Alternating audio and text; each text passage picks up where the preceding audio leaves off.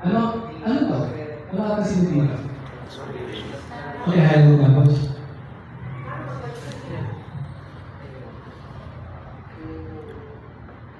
Drag all the way sa may left side or right side.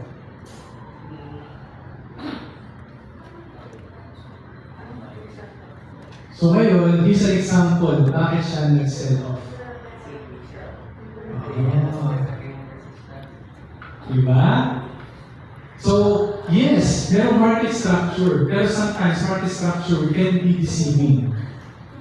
Diba? Higher high, higher low na. Pero bakit siya biglang bagsak? Kasi ang mga market, may mga pinagagaling ng malaking transaction. Saan ang malaking transaction? Galing sa mga consolidation. Imagine mo, the market, imagine nyo lang days ng candles na to. The longer the consolidation, the more money ang iniipon nila.